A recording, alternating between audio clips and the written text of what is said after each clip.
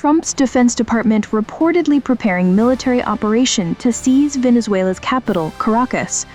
Washington, D.C., October 14, 2025.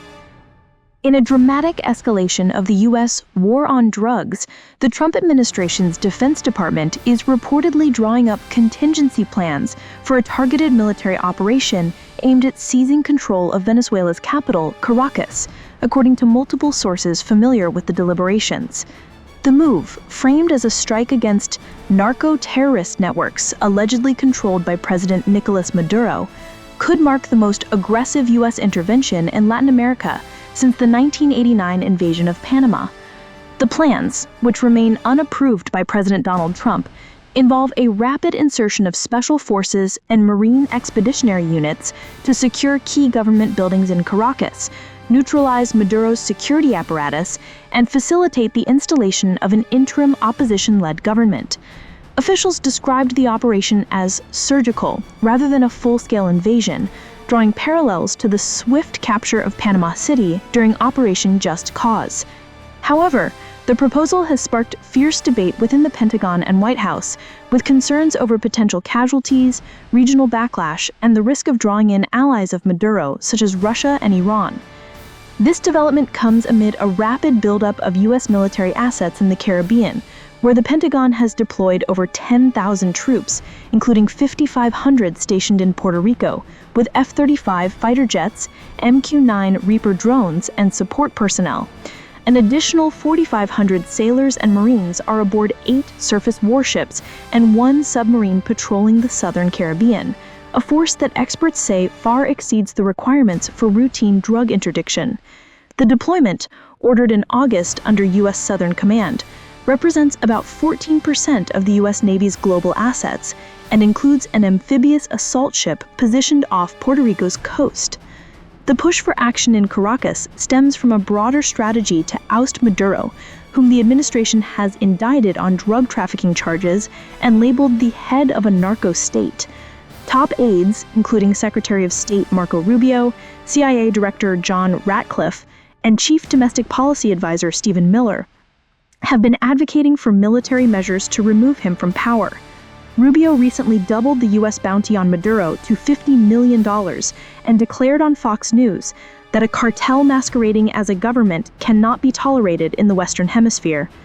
In late July, Trump signed a secret order authorizing the use of military force against designated terrorist groups, including Venezuelan cartels like Tren de Aragua and Cartel de los Soles.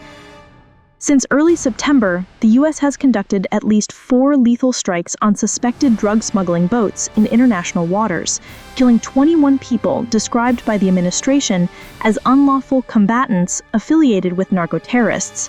These operations, justified as self-defense, have included the destruction of vessels on September 2nd, 11 killed, claimed Tren de Aragua members, September 15th, 3 Venezuelans, September 19th, 3 unspecified, and October 3rd, 4 cartel affiliates.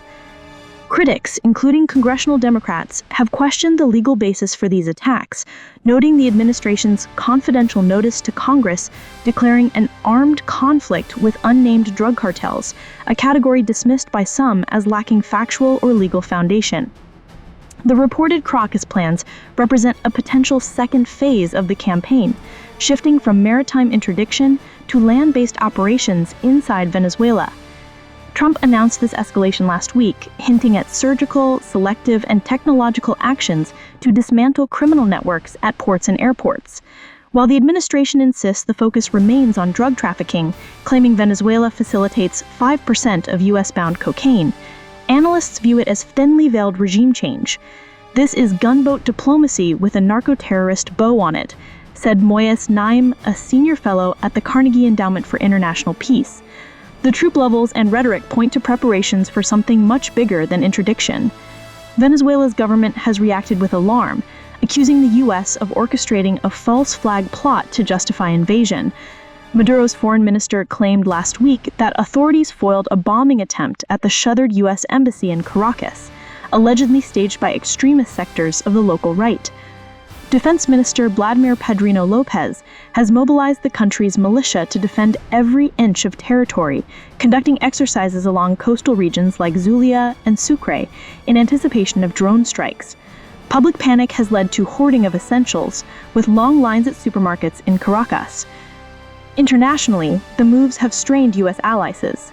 Qatar, which has mediated U.S.-Venezuela talks on prisoner swaps and deportations, urged a return to diplomacy this week, but Trump instructed Special Presidential Envoy Richard Grenell to halt all engagement with Maduro's regime.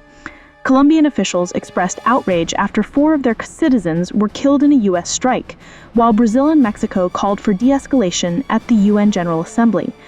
Russia, a key Maduro backer, warned of catastrophic consequences for any U.S. incursion.